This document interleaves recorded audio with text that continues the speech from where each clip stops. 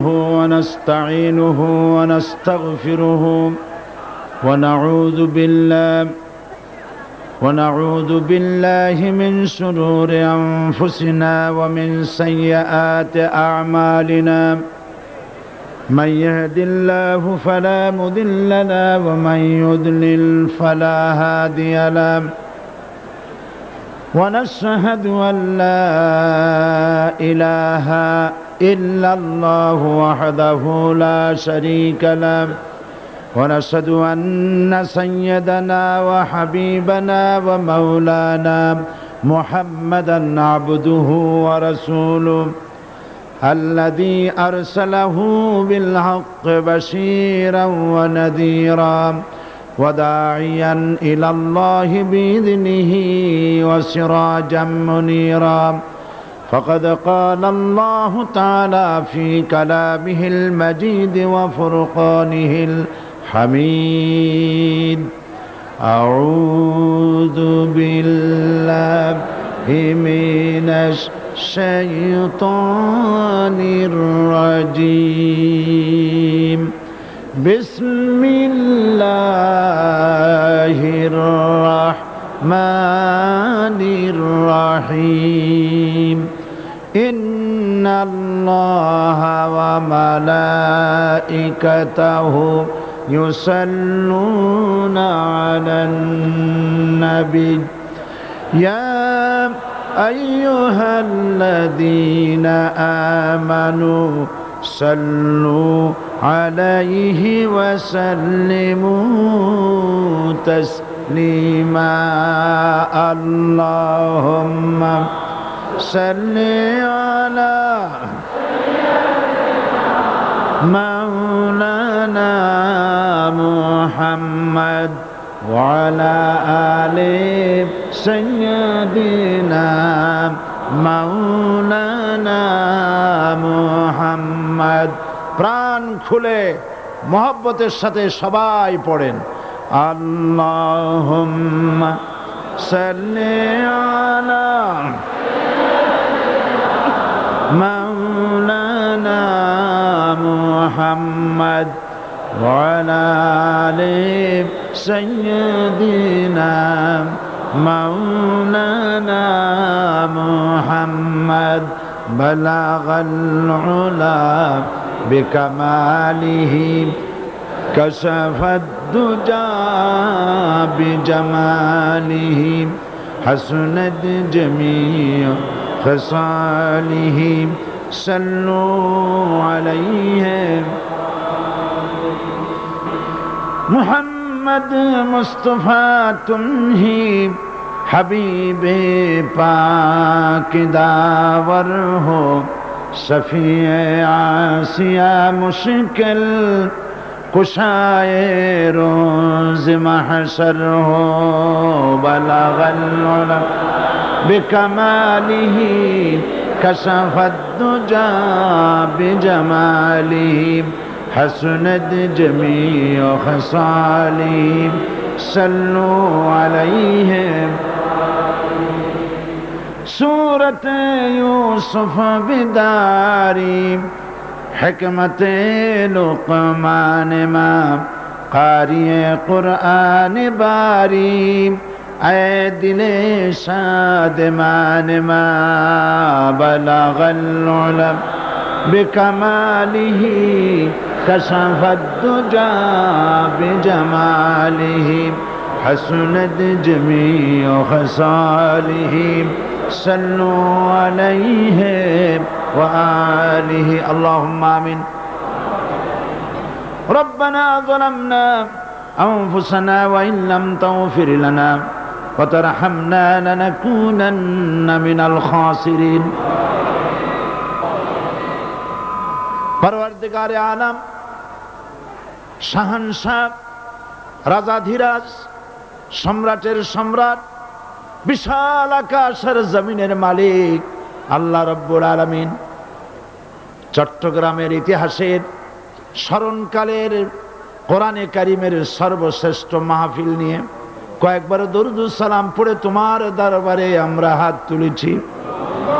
মেহেরবানি মেহরবানি করে দুরুদ ও সালাম টুকুন সোনার মদিনায় নবী পাকের রওজা মোবারকে পৌঁছে দাও। তাম পৃথিবীর মাটির নিচে যত মুমিন মুমিনাত শুয়ে আছেন তাদের আরওয়ার উপরে সওয়াব পৌঁছায় দাও রব্বুল আলামিন। এ মাহফিলের আয়োজন যারা করেছেন, শোনার জন্য যারা এসেছেন, কিয়ামতের দিন মুসিবতের সময় এ মাহফিল আয় আল্লাহ পাক আমাদের সকলের জন্য নাজাতের জারিয়া বানিয়ে দিও আল্লাহ রব্বুল আলামিন। এ বিশাল জনসমুদ্র পুলিশের পক্ষে, স্বেচ্ছাসেবক বাহিনীর পক্ষে কারো পক্ষে সম্ভব নয় নিয়ন্ত্রণ করা। আল্লাহ পাক তুমি আপন কুদরতে মাহফিলের নিয়ন্ত্রণের দায়িত্ব নিয়ে নাও রব্বুল আলামিন। এ বিশাল মাহফিল মানুষকে আরাম করে বসে শোনার মতো তৌফিক দান করো। লাইট এবং মাইক সব পরিবেশ কোরআনের অনুকূলে এনে দাও ইয়া রব।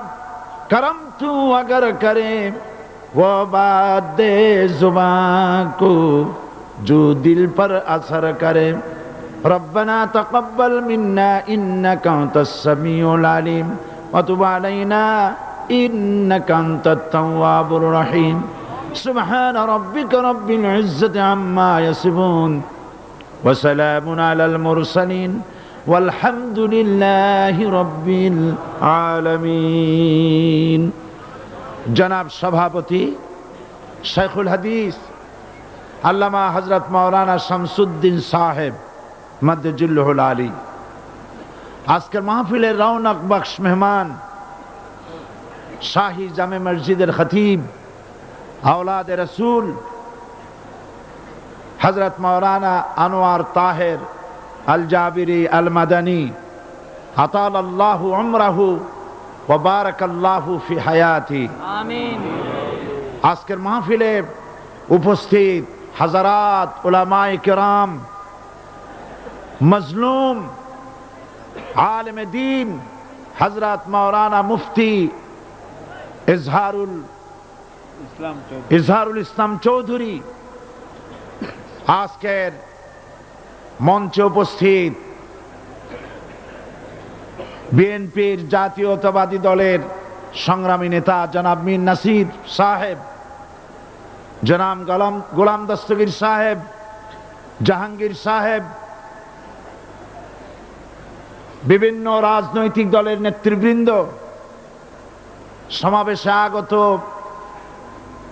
ভারত, বার্মা, প্রতিবেশী দেশ থেকে আগত, বাংলাদেশের বিভিন্ন জেলা থেকে আগত সম্মানিত প্রিয় ভাইয়েরা, পর্দার আড়ালের সম্মানিত মা এবং বোনেরা, সুপ্রিয় সাংবাদিক বৃন্দ, আসসালামু আলাইকুম ওয়া রাহমাতুল্লাহি ওয়া বারাকাতুহু।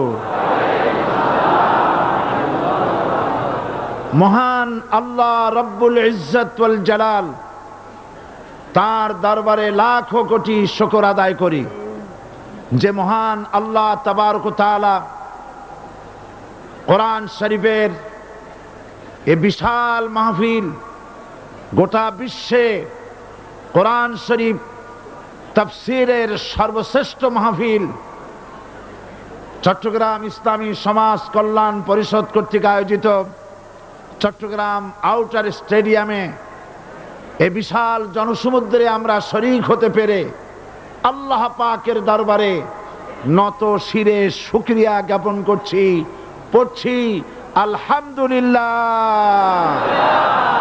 মহব্বতের সাথে জোরে সোরে সবাই পড়েন আলহামদুলিল্লাহ। রব্বানা লাকাল হামদ হামদান কাসীরান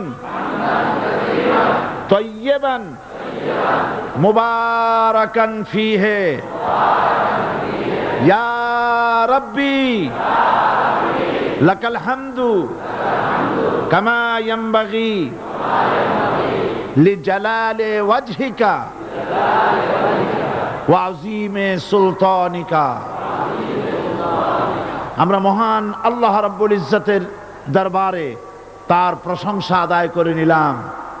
তিনি দয়া করে সমস্ত ষড়যন্ত্রের জালকে আপন কুদরতে টুকরা টুকরা করে ছিন্ন ভিন্ন করে ইসলামের বিজয়, কোরআনের বিজয় চট্টগ্রামবাসীর গলায় বিজয়ের মালা পরিয়ে দিয়েছেন।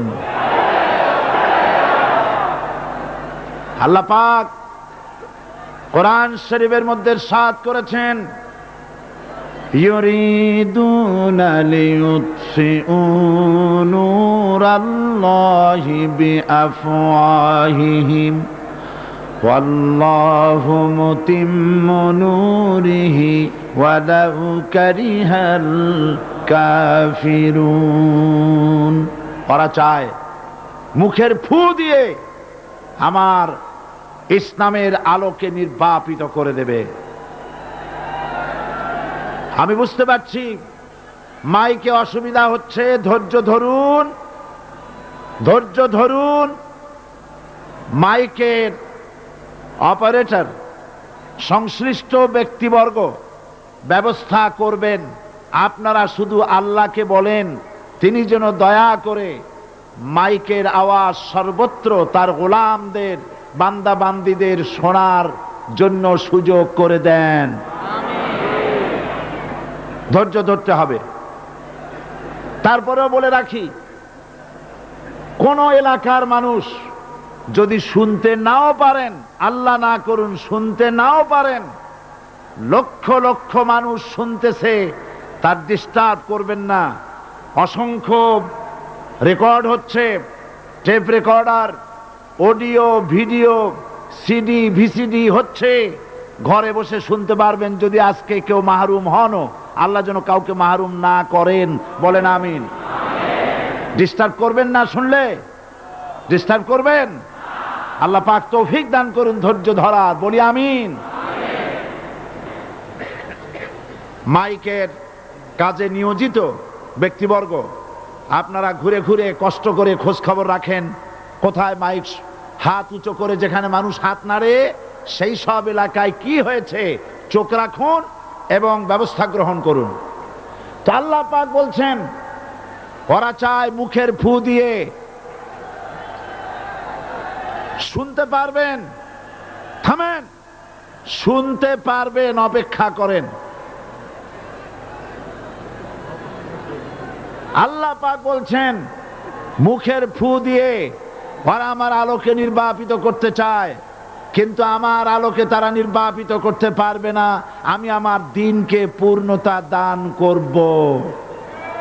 জোরে বলেন আলহামদুলিল্লাহ। কবি বলছেন, সাথে জাকা রহা হ্যায় আজল সে তা ইমরোজ, সাথে জাকা রহা হ্যায় अज़ल से ता इमरोज, चरागे मुस्तफा भी से शरारे बुलाबिस। সেই আবহমান কাল থেকে শুরু করে মুহাম্মদ সাল্লাল্লাহু আলাইহি সাল্লামের চেরাগকে, ইসলামের আলোকে নিভিয়ে দেওয়ার জন্য আবু জাহেলের গোষ্ঠীরা চিরকাল চেষ্টা করেছে। আল্লাহ পাক তাদের এই বাতিলের সৃষ্ট টর্নেডো, গর্কি, জলোচ্ছ্বাস, ঘূর্ণিঝড়কে সবকিছু উপেক্ষা করে মুহাম্মদ সাল্লাল্লাহু আলাইহি সাল্লামের ইসলামের, আল্লাহর ইসলামের চেরাগকে, বাতিকে জ্বালিয়ে রেখেছেন। জ্বলছে, জ্বলবে, কিয়ামত পর্যন্ত কেউ নিভাতে পারবে না।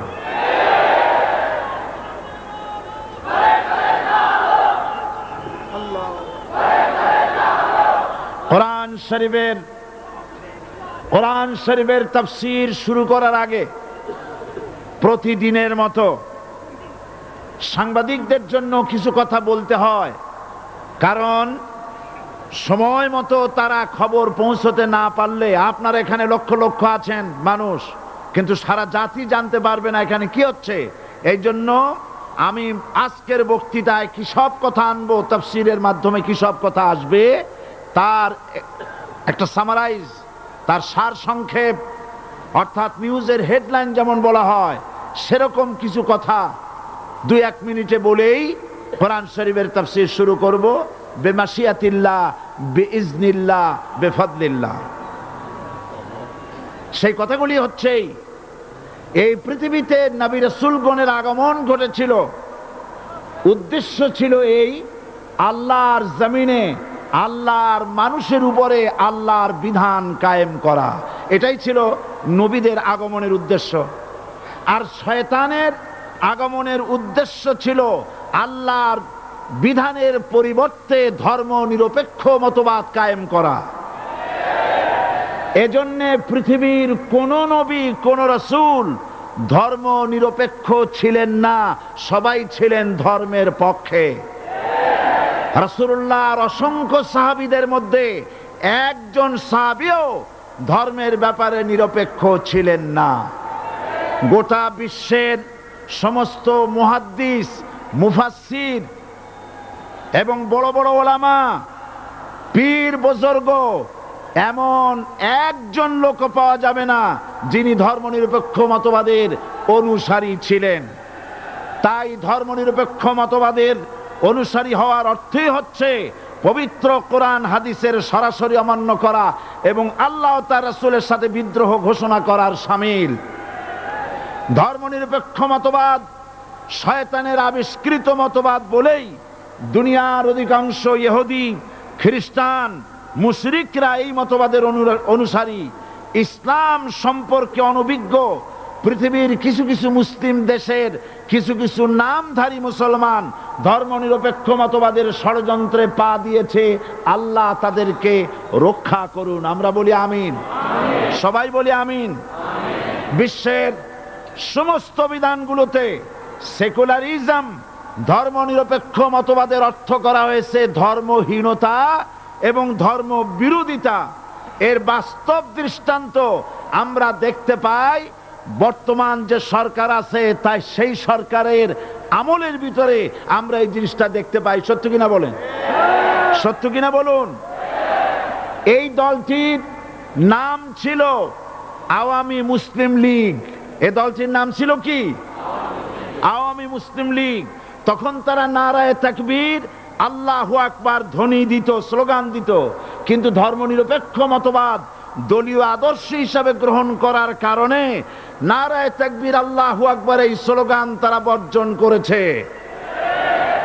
1972 সনে যখন তারা ক্ষমতায় এলেন, তখন সংবিধানের শিরোনামে মুসলিম প্রথা সিদ্ধ বিসমিল্লাহির রহমানির রহিম তারা পরিত্যাগ করেছিল।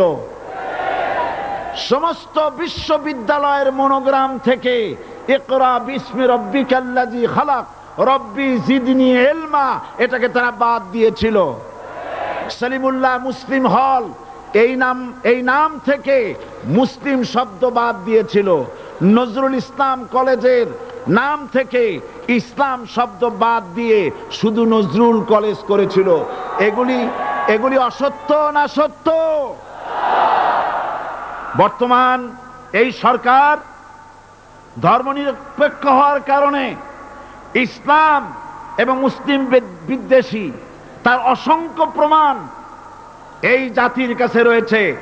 দেশের শ্রেষ্ঠ সন্তান হচ্ছে আলেম ওলামা, পীর বুজুর্গ। বলেন সুবহানাল্লাহ। দেশের শ্রেষ্ঠ সন্তান পীর মাশায়েখ আলেম ওলামাদের বিরুদ্ধে কোন জায়গায় কোনো দুর্ঘটনা ঘটলেই তাদেরকেই দায়ী করা হয়। হরকুতুল জিহাদ, লাদেন বাহিনী, তালেবান নাম করে আলেমদেরকে গ্রেফতার করে এই সরকার পুলিশ দিয়ে নির্যাতন করেছে সরকার। একথা সর্বজনবিদিত যে সন্ত্রাস এবং হত্যা ধর্ষণের 90% অনুষ্ঠিত হয় কলেজ বিশ্ববিদ্যালয় পড়ুয়াদের মধ্য থেকে। আর চরিত্র সৃষ্টির শ্রেষ্ঠ কারখানা মাদ্রাসাগুলি এই সরকার একটা একটা করে বন্ধ করার পরিকল্পনা গ্রহণ করেছে।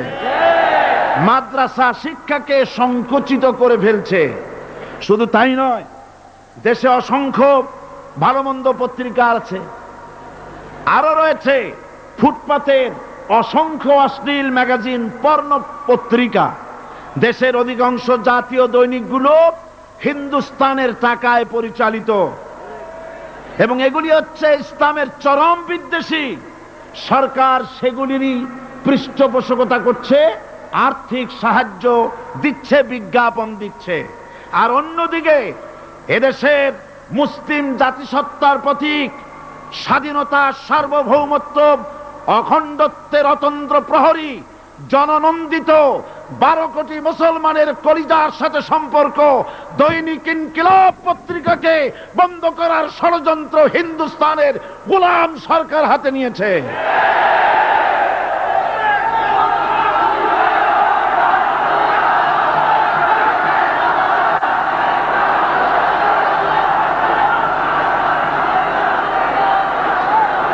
সরকার বস্তুনিষ্ঠ সাংবাদিকতায় ভয় পায়, ইসলামের পক্ষে কথা লিখলে ভয় পায়।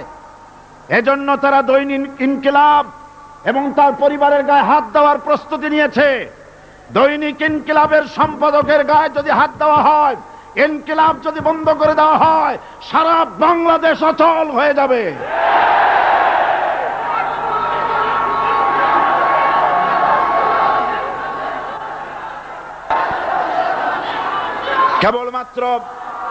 কেবলমাত্র ইসলামী রাষ্ট্র ব্যবস্থাই পারে হত্যা, ধর্ষণ, চুরি, ডাকাতি, জেনা, ব্যভিচার থেকে রক্ষা করে একটি সন্ত্রাসমুক্ত সমৃদ্ধ একটি বাংলাদেশ উপহার দিতে পারে কেবলমাত্র ইসলামী রাষ্ট্র ব্যবস্থা।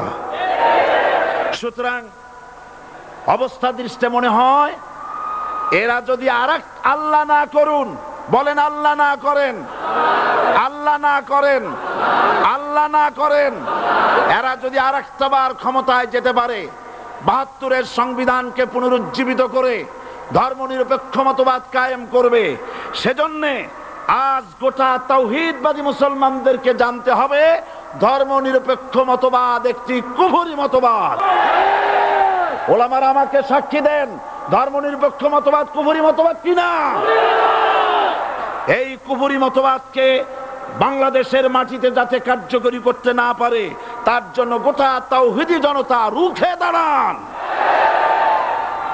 আল্লাহ পাক সে তৌফিক গোটা জাতিকে দান করুন বলি আমিন। এবার আসুন কোরআনে কারীমের যে কথাগুলি আমরা আলোচনা করতে চাই, আপনাদের সামনে সূরা বাকারার 255 নম্বর আয়াত আমি তেলাওয়াত করে গত 2 দিন আলোচনা করেছি। আজকে আসেন সেই যেখান থেকে শেষ করেছিলাম সেখান থেকে আলোচনা শুরু করে যাক। সবাই আমার সাথে পড়েন, আউযু বিল্লাহি শাইতানির রাজিম, বিসমিল্লাহির রাহমানির রাহিম।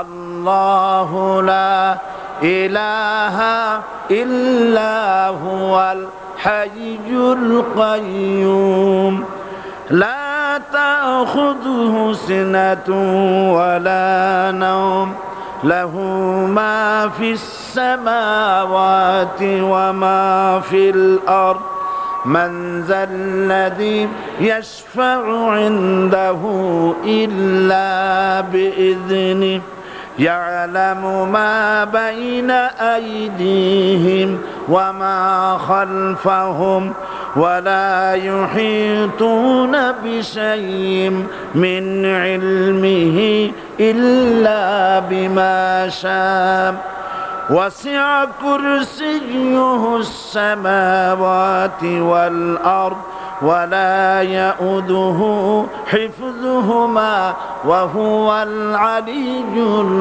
العظيم صدق الله العظيم। আমি এই সূরার এই আয়াতের আলোচনা করতে গিয়ে আপনাদের সামনে বলেছিলাম কোরআন শরীফের সর্বশ্রেষ্ঠ আয়াত হচ্ছে হাদিস অনুযায়ী কোন আয়াত? আয়াতুল কুরসি। আল্লাহ পাকের সার্বভৌমত্বের পরিচয় এই আয়াতে কারিমার মধ্যে আল্লাহ পাক দিয়েছেন। গত 2 দিন আমরা আল্লাহ পাকের সার্বভৌমত্ব এবং তার পরিচয় সম্পর্কে আলোচনা করেছি। আজকে সামনের দিকে আমরা এগোতে থাকবো যতদূর আলোচনা করা যায়। আল্লাহ পাক বলছেন আল্লাহু লা ইলাহা ইল্লা হুয়াল হাইয়ুল কাইয়্যুম। আল্লাহ হচ্ছেন তিনি যিনি ছাড়া কোনো ইলাহ নাই। লা ইলাহা ইল্লাহু, তিনি ছাড়া কোনো ইলাহ নাই, সার্বভৌমত্বের মালিক কেউ নাই। এই যে লা ইলাহা, কোনো ইলাহ নাই, আমরা কালেমার মধ্যে এই কথাটা বলি। আমাদের কালেমায় তাইয়্যিবা আমরা কি উচ্চারণ করি? লা ইলাহা ইল্লাল্লাহু মুহাম্মাদুর রাসূলুল্লাহ। জোরে পড়েন লা ইলাহা ইল্লাল্লাহ, লা ইলাহা ইল্লাল্লাহু মুহাম্মাদুর রাসূলুল্লাহ।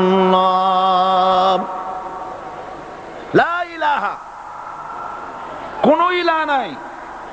এই দাওয়াত দিয়েছেন দুনিয়ার সমস্ত পয়গম্বর। এটা কি শুধু রাসূলুল্লাহর দাওয়াত ছিল?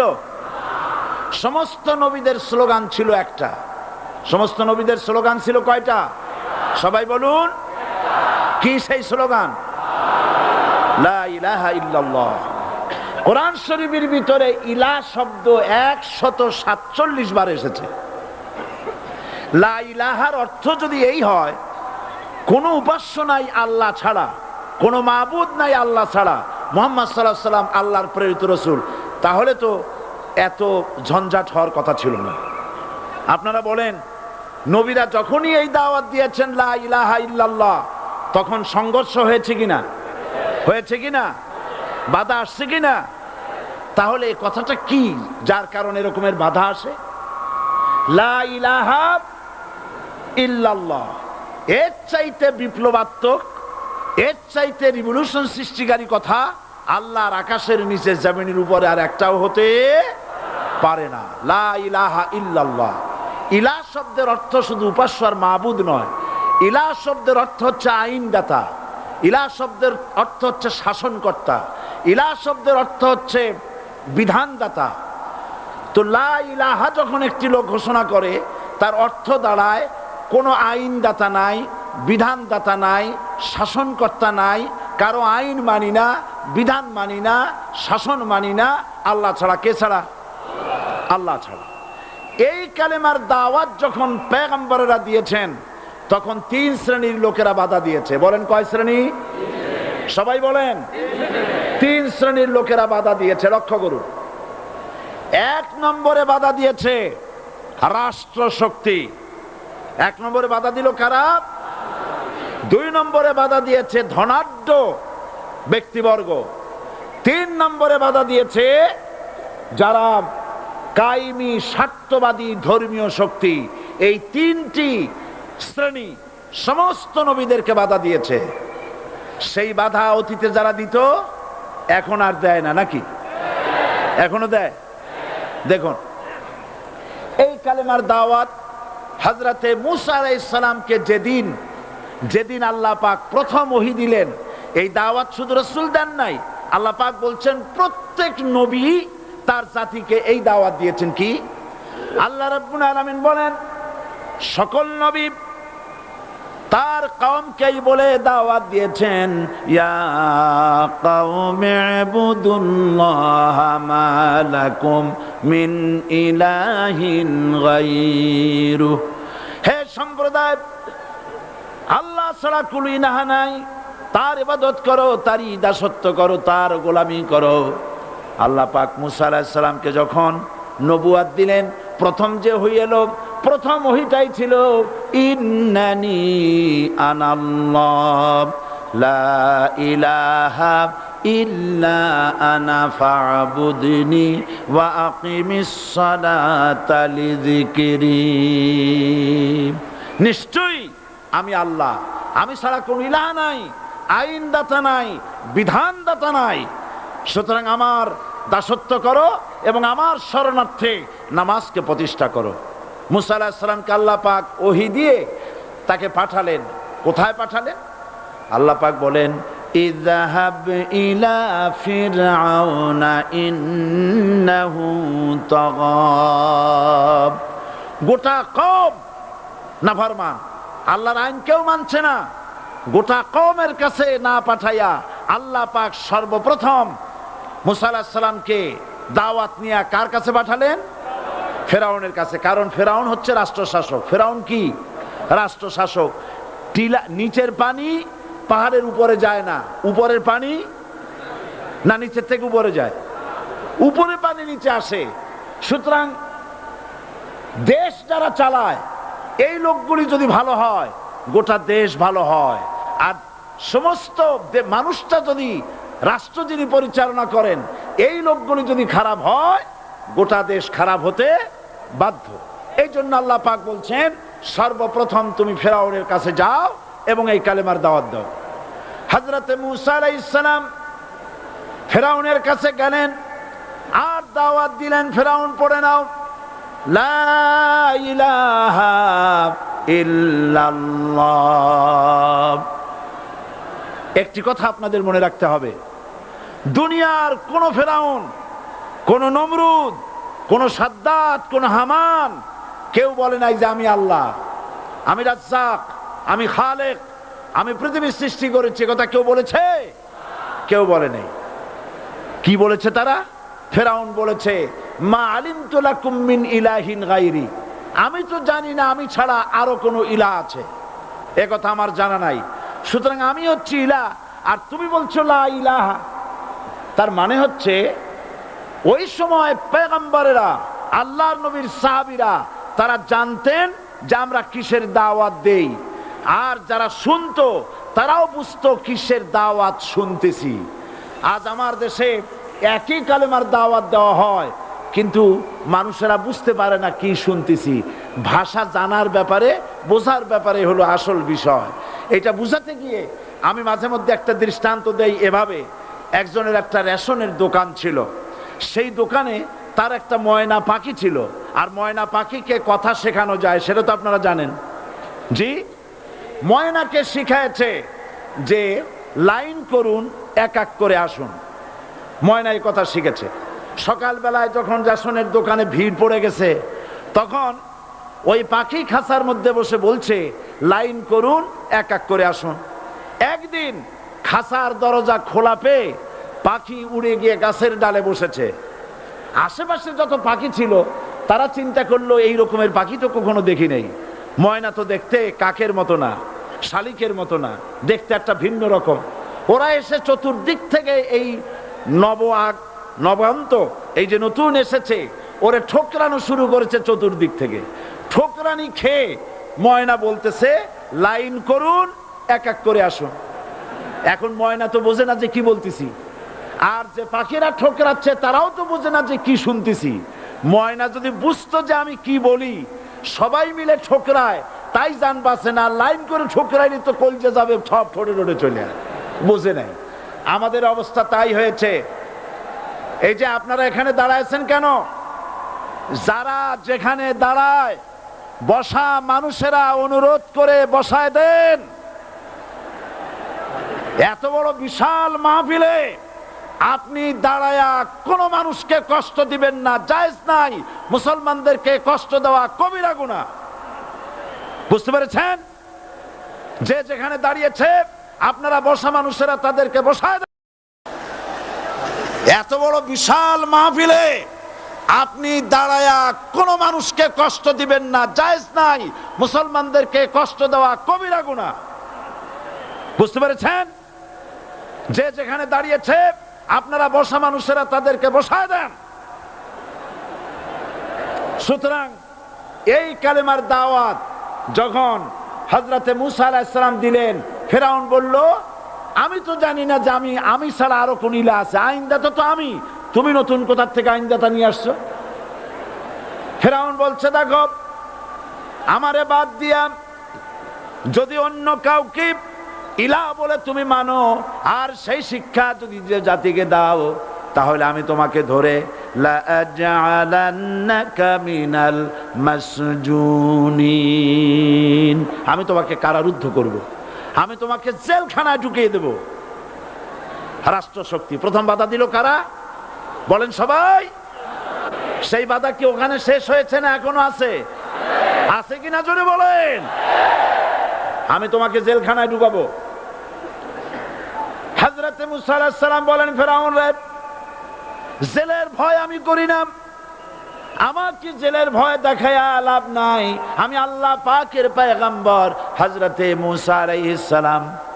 ফিরআউনের দলবল আছে, লোক লস্কর আছে, তার অস্ত্রের অভাব নাই। আল্লাহ রাব্বুল আলামিন মুসা আলাইহিস সালামের কাছে একটা অস্ত্র দিয়া দিলেন। দিছিলেন কিনা?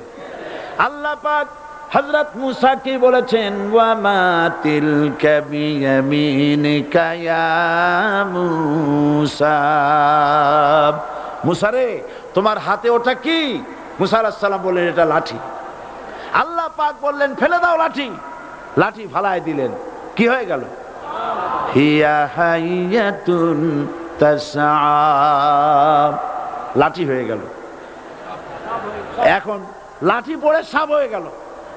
সাপ দেখে নবী হোক, ওলি হোক, সাহাবী হোক আর আলেম হোক, সাপ দেখলে ভয় করে না মানুষের? মুসা আলাইহিস সালাম ভয় পাইছে। আল্লাহ রাব্বুল আলামিন হযরত মুসাকে শোনায় দিলেন, খুযহা ওয়া লা তাখাফ সানুঈদুহা সিরাতাহাল উলা।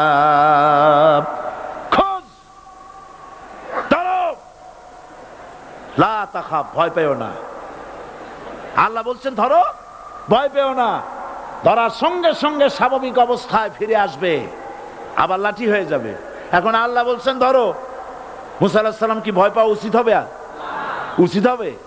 মুসা আলাইহিস সালাম কি ভয় পাইছিলেন? কারণ হচ্ছে এই দুশমনের শক্তিটা খুব বড়ই দেখা যায়, মনে হয় যেন অনেক বড়, কি জানি কি। আল্লাহ পাক বলছেন, ইন্না কাইদাশ শায়তানে কানা দাঈফা।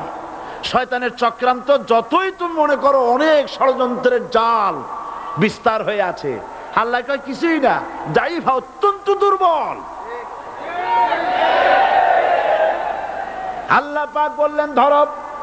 মুসা আলাইহিস সালাম সাপ ধরলেন, সঙ্গে সঙ্গে লাঠি হয়ে গেল।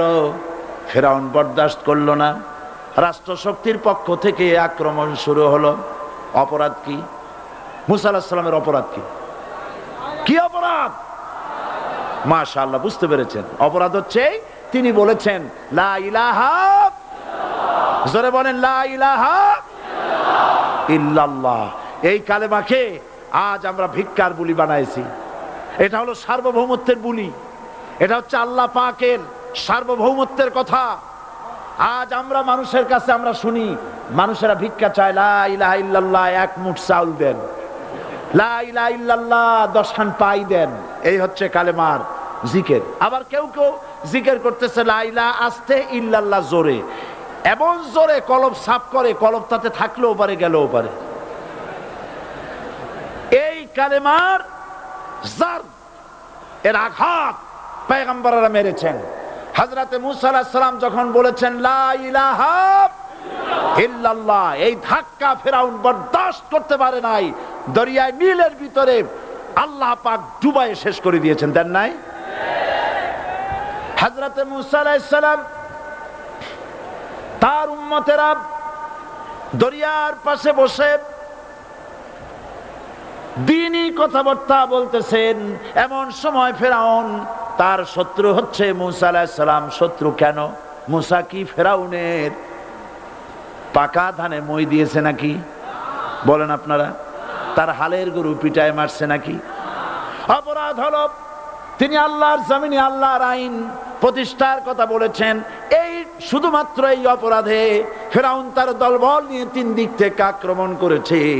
মুসা আলাইহিস সালামের উম্মতেরা ভয় পেয়ে গেছেন। তারা বলছেন ইন্না লামুদরাকুন, আমরা পাকড়াও হয়ে গেছি। 3 দিকে সাড়াশি আক্রমণ, 3 দিকে শত্রু, একদিকে দরিয়া, পালাবার রাস্তা আছে? হযরত মুসা আলাইহিস সালাম ভয় পেয়ে গেলেন, সারেন্ডার করলেন না।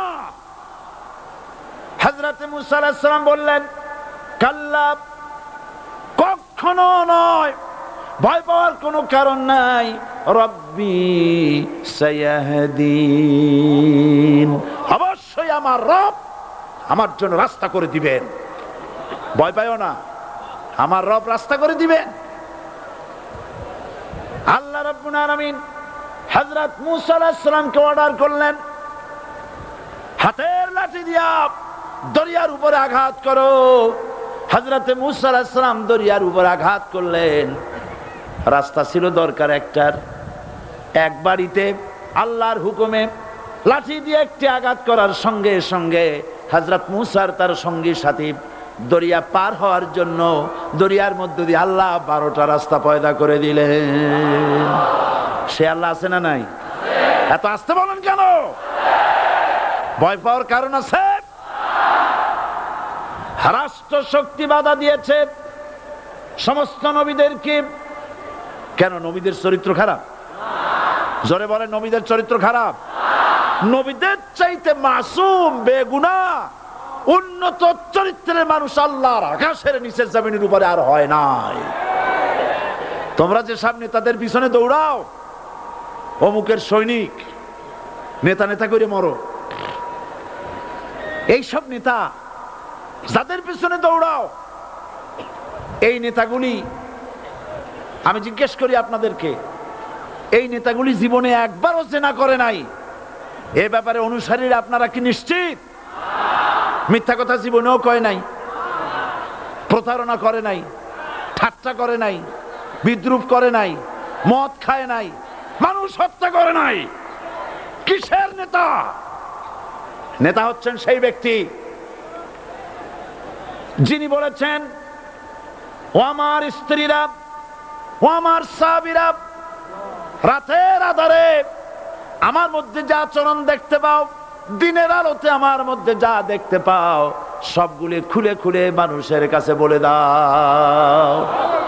তার নাম বিশ্বনবী মুহাম্মদ রাসূলুল্লাহ সাল্লাল্লাহু আলাইহি ওয়াসাল্লাম।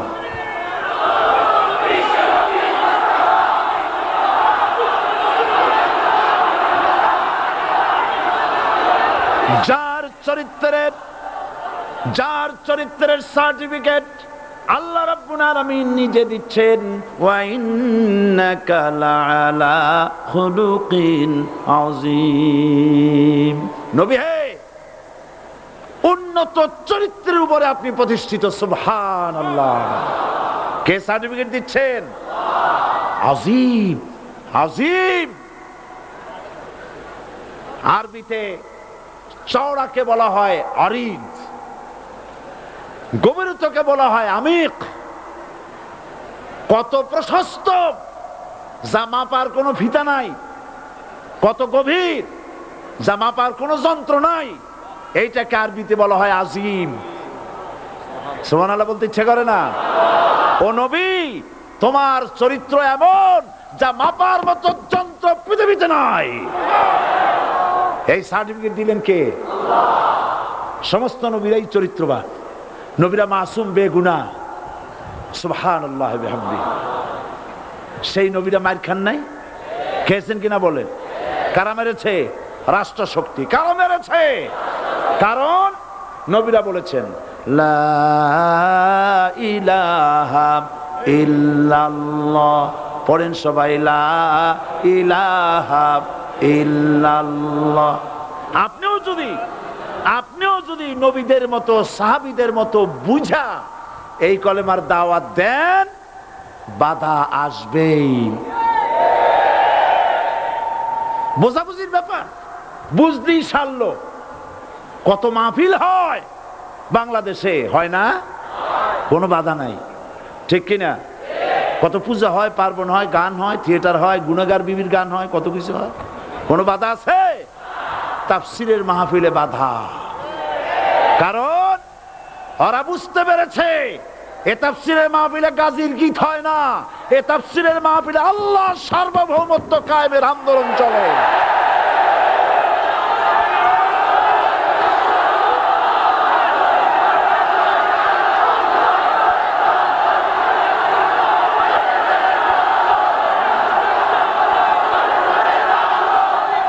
এবার দেখুন, এবার কলেমা বোঝেন, কালেমা বুঝুন। বঙ্গভবনের সামনে দাঁড়াইয়া, গণভবনের সামনে দাঁড়িয়ে আপনি যদি কালেমার জিকির করতে থাকেন, লা ইলাহা ইল্লাল্লাহ, লা ইলাহা ইল্লাল্লাহ, লা ইলাহা ইল্লাল্লাহ, লা ইলাহা ইল্লাল্লাহ, 2-1 ঘন্টা, 2-4 ঘন্টা দেখবেন অফিসাররা এসে বলবে না জানি কোন খাজা বাবা আসছে, আসেন আসেন, নিয়ে খাইতে দেবে, হাদিয়া দেবে। যেহেতু যিনি পড়তেছেন উনি বোঝেন না কি বলতেছেন, আর যারা দাওয়াত দিয়ে নিয়ে গেল ওরা টের পায় নাই যে কি কি শুনে দাওয়াত দিতেছে।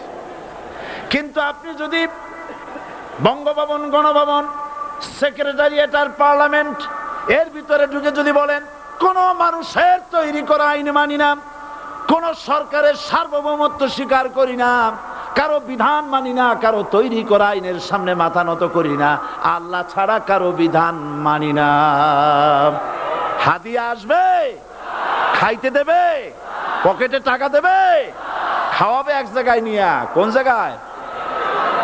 লাল দালানে। বোঝাবুঝির কথা।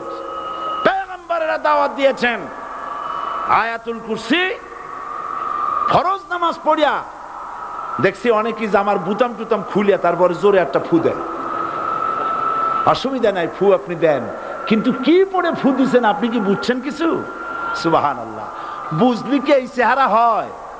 এতগুলো মানুষ লাগে নাকি বিপ্লব করতে, কালেমার রস কায়েম করতে? 313 জন মুসলমান যথেষ্ট পৃথিবীতে।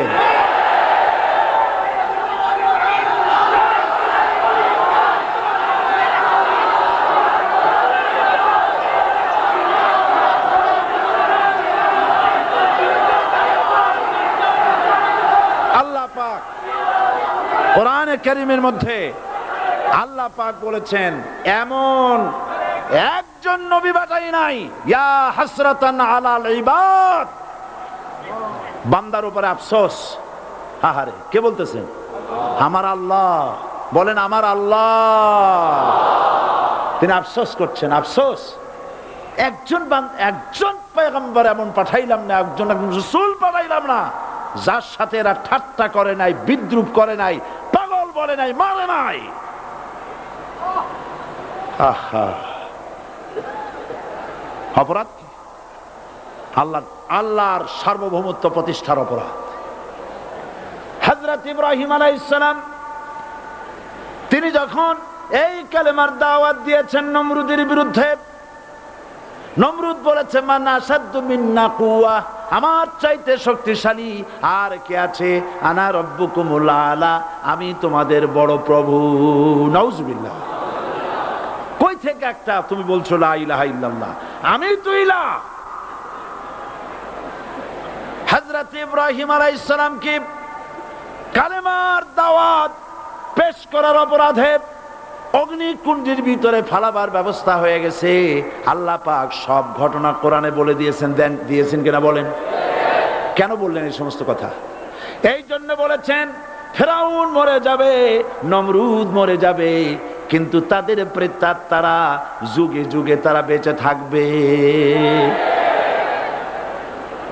আগুনের ভিতরে ফালাবার ব্যবস্থা হয়েছে।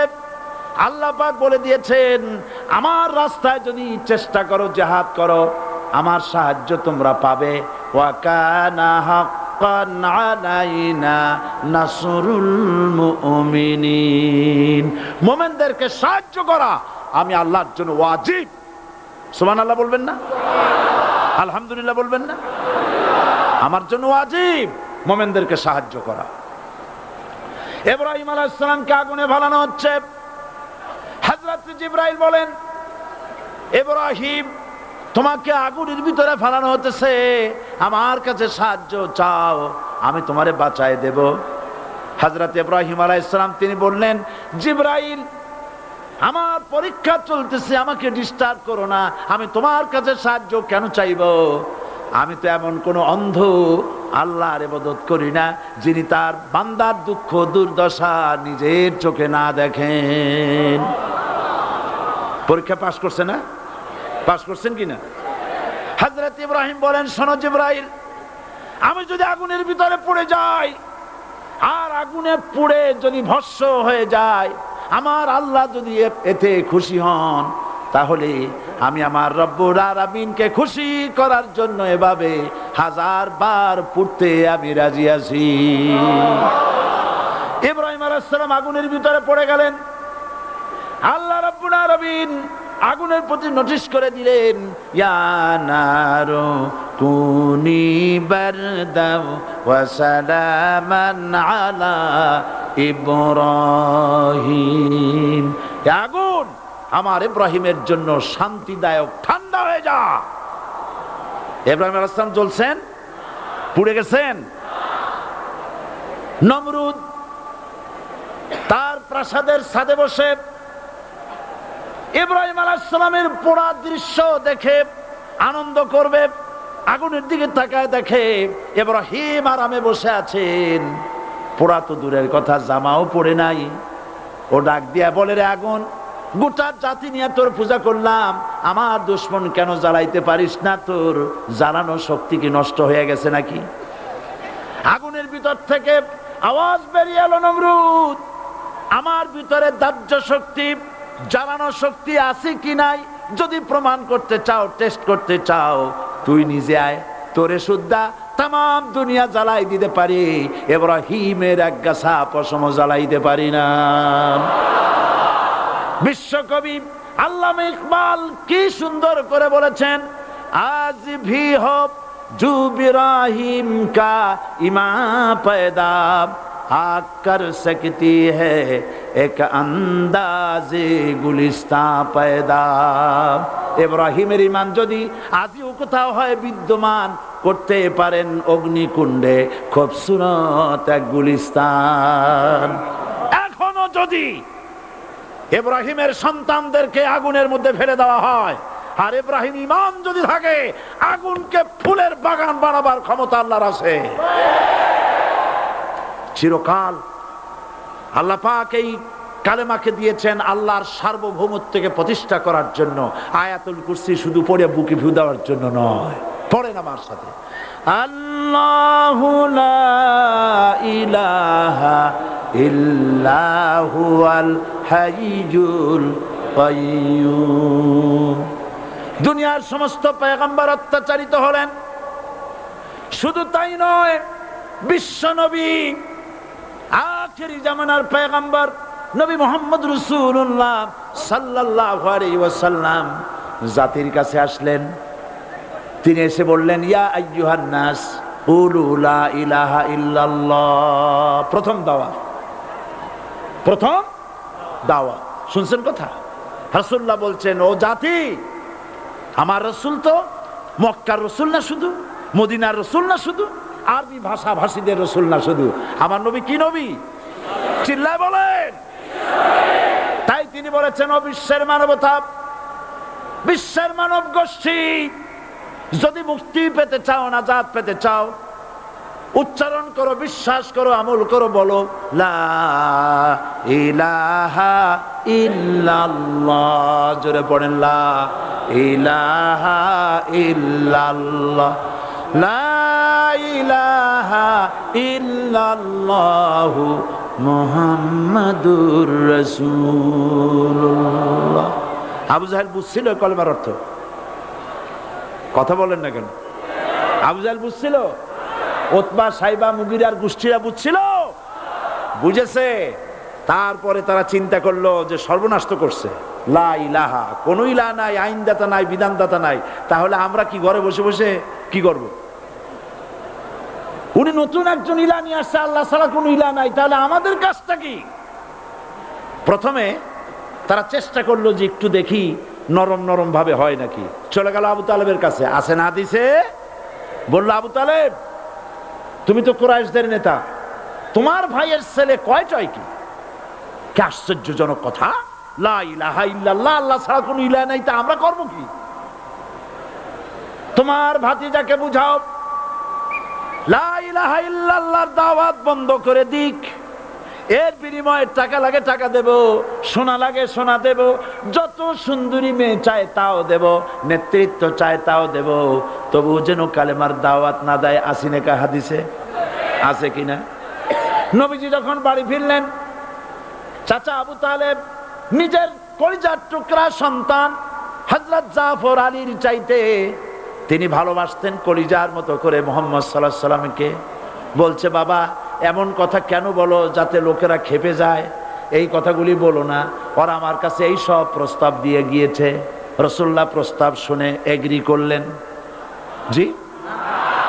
আমার নবী বলেন, ও আমার চাচা আবু তালেব, প্রস্তাবকারীদেরকে শুনিয়ে দিন।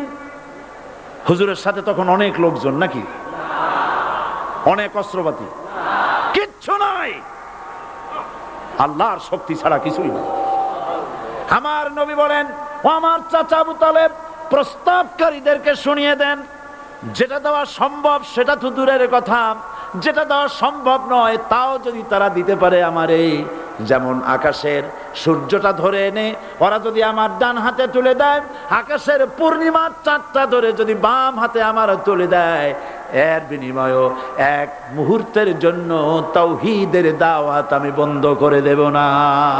সুবহানাল্লাহ।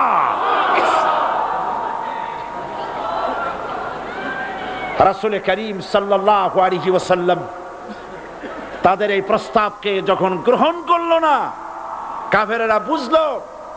আমি আগেই বলেছি 3 শ্রেণীর লোক বাধা দিয়েছে। কয় শ্রেণী? প্রথম শ্রেণী কি? রাষ্ট্র শক্তি, তাদের হাতে অস্ত্রপাতি তো খুব শক্তি। আর যারা একবার ক্ষমতায় যায়, ওরা মনে করে এই ক্ষমতা থেকে আমাদেরকে কেউ নামাইতে পারবে না। বিংশ শতকের শ্রেষ্ঠ মুজাদ্দিদ আল্লামা সৈয়দ আবুদুল্লাহ মওদুদী রাহমাতুল্লাহ আলাইহি তিনি এক জায়গায় লিখেছেন, স্বৈরাচারীরা তার পতনের সমস্ত ছিদ্র বন্ধ করে, কিন্তু একটা ছিদ্র বন্ধ করতে পারে না। মনের ভুলে সে ছিদ্রটা থেকেই যায়, যেই ছিদ্র দিয়ে আসলে তার পতনটা হবে। ক্ষমতায় গিয়ে মনে করে চিরকাল ক্ষমতায় থাকবো। ভারতের প্রধানমন্ত্রী পণ্ডিত জওয়াহরলাল নেহেরু রাঁচি পাগলা গারদে গিয়েছেন, মেন্টাল হসপিটাল। পাগলেরা নেহেরুকে দেখে আশ্চর্য হয়ে গেছে, এত সুন্দর মানুষ, মাথায় কিস্তি টুপি, গায়ে শেরওয়ানি, মুসলমানি ড্রেসই আলাদা। যদিও তিনি হিন্দু ছিলেন, পরেছেন মুসলমানি ড্রেস। শেরওয়ানি কাদের পোশাক? কাদের পোশাক? হাতে ছড়ি নিয়ে হাঁটা, স্টাইল করে, সুন্দর পাজামা, সুন্দর টুপি, সুন্দর সাজসজ্জা করে, মুসলমানদের ড্রেস। এই ড্রেস পরে তিনি গিয়েছেন, সবসময় যে ড্রেস তিনি পরতেন। পাগলেরা জিজ্ঞেস করছে, তুমি কে গো? উনি বলছেন, আমারে চেনো নাই? আমি ভারতের প্রধানমন্ত্রী পণ্ডিত জওয়াহরলাল নেহেরু। পাগলেরা বলছে, ও সেই কথা। আমরাও যখন এই হসপিটালে আসছিলাম, এই তোমার মতো লম্বা লম্বা কথা আমরাও বলছি। থাকো আমাদের সাথে কিছুদিন, তোমার মাথাও ঠান্ডা হয়ে যাবে। ক্ষমতায় যারা থাকে, ক্ষমতার মোহে চতুর্দিকে অন্ধকার দেখে, মনে করে আমার পতন আর হবে না। কিন্তু তোমাকে বুঝিবে যে গোকুলে বাড়ি শেষে। গাড়ির চাকা সব সময় উপরে থাকে না। গাড়ির চাকা সব সময় উপরে থাকলে গাড়ি তো চলবেই না। গাড়ির চাকা ঘোরে বলেই তো গাড়ি চলে। সুতরাং এই উপরে তোমার চাকা উপরে এখন আছে বলে, তোমার দলের চাকা উপরে আছে বলে যারা মানুষের উপরে জুলুম করছো, আলেমদেরকে ধরতেছো, মুসল্লিদেরকে ধরে ধরে জেলে ঢুকাচ্ছ, সময় আসবে এমন ইন্দুরের গর্ত অপমানা পালাবার জন্য।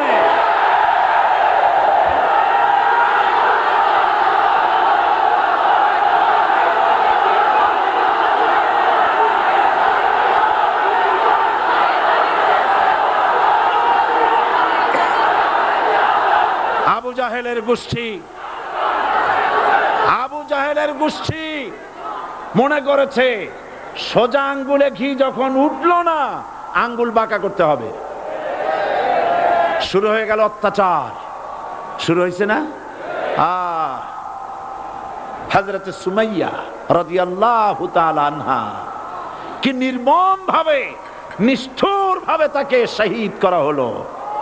খাব্বাব, হুবাইব, হযরত খাব্বাব রাদিয়াল্লাহু তাআলা আনহুকে দেখে হযরত ওমর একদিন বলছিলেন, খাব্বাব তোমার পিঠে এত গর্ত কেন? এত গর্তওয়ালা পিঠ আর এত চিকুন কোমর আমি তো জীবনেও দেখিনি। হযরত খাব্বাব বলেছেন, ওমর জানো না, ইসলাম কবুল করার অপরাধে, কালেমা পড়ার অপরাধে কাফির বেঈমানেরা আমাকে মারধর করেছে, যখন আমি তাদের মারে কালেমা ছাড়ি নাই, তখন আগুন জ্বালায়া আগুনের আংটার উপরে, আংটা আগুনের উপরে আমাকে চিৎ করে শোয়ায়া, আমি যেন নড়াচড়া করতে না পারি সেজন্য আমার বুকের উপরে পাথর চাপা দিয়া রেখেছে। আগুনে গোশত পুড়ে পুড়ে আগুন ভিতরে ঢুকেছে, গায়ের রক্ত আর চর্বি গলে গলে পড়ে আগুনগুলো নিবেছে। ওই পিঠে যে গর্ত হয়েছে আজও পর্যন্ত সেই গর্ত মিটে যায় নাই।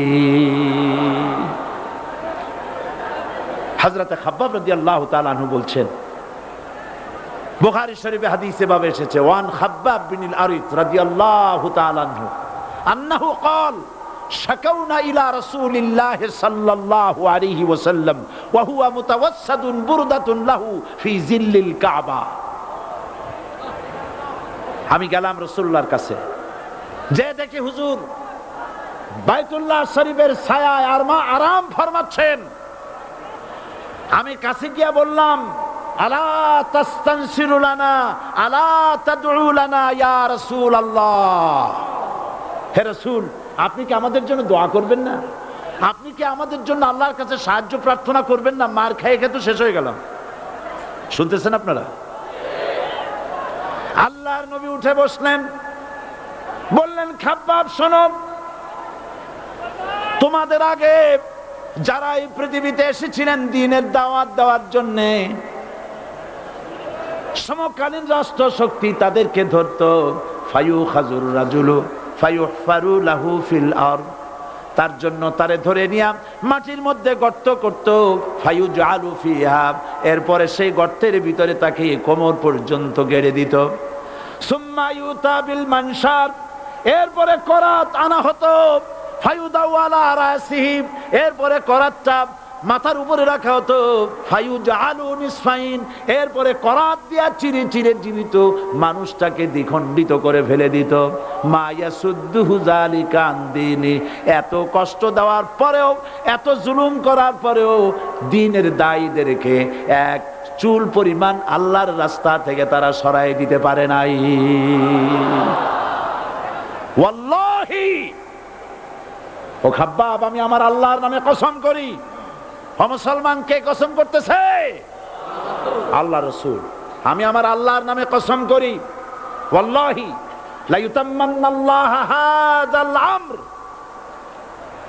হাত্তা ইয়াসির রাকিবু মিন সানা ইলা হাজরামাউত। সেদিন বেশি দূরে নয়, ইয়েমেনের রাজধানী সানা থেকে শুরু করে সৌদি আরবের হাজরামাউত পর্যন্ত হাজার হাজার মাইল, এই দীর্ঘ পথে যুবতী নারী তার সৌন্দর্যের পশ্চা নিয়া, আর ধনাঢ্য ব্যক্তিরা সওদাগরেরা তাদের টাকা পয়সা নিয়া একাকে নিয়ে অথবা দলবদ্ধ ভাবে মানুষেরা যাতায়াত করবে। লা ইয়াখাফু ইল্লাল্লাহ, মানুষের মনের মধ্যে কোনো ভয় থাকবে না। এমন একটা সময় আসবে, ওয়ালাকিন্নাকুম তাস্তাজিলুন, অথচ তোমরা বড্ড তাড়াহুড়ো করছো। তাড়াহুড়ো করো না, অপেক্ষা করো, ধৈর্য ধরো, মার খাও, জেলে যাও, শহীদ হও, আল্লাহর রাজ কায়েম হবেই হবে।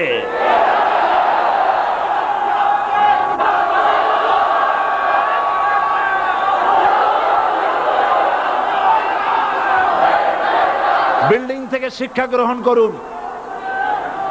বিল্ডিং, ইমারত, দালান থেকে শিক্ষা গ্রহণ করুন। এই যেটা দালান আছে না পাশে, দেখতে পাচ্ছেন? এই দালান কি দিয়ে তৈরি করা হয়েছে বলেন? ইট। সমস্ত ইটেরা যদি ধর্মঘট করত, আমরা কেউ মাটির তলায় যাব না, কেউ আমরা আগুনে পুড়ে ঝামা হব না, পিক হব না, কেউ আমরা টুকরা টুকরা হব না, সবাই থাকবো উপরে উপরে, তাহলে কি দালান হইতো নাকি? এই বিল্ডিং নির্মাণ করতে গিয়া ইটের যে স্যাক্রিফাইস, হাজার হাজার ইটকে পিক হতে হয়েছে, পুড়ে যেতে হয়েছে, খোয়া হতে হয়েছে, ভেঙে টুকরা টুকরা হয়ে 50 ফিট মাটির নিচে যেতে হয়েছে, তারপরে ইমারত গঠন হয়েছে, সুন্দর দালান তৈরি হয়েছে। যারা ইসলামী শাসন চান, আল্লাহর দ্বীনকে বিজয়ী দেখতে চান, তাদেরকে অসংখ্য মানুষকে পোড়া ইটের মতো জেলখানায় পুড়ে পুড়ে মরতে হবে। অসংখ্য মানুষকে ফাঁসির কাস্টে ঝুলতে হবে, গায়ের রক্ত দিতে হবে, শহীদ হতে হবে, তারপরে ইসলামের ইমারতটা কায়েম হয়ে যাবে।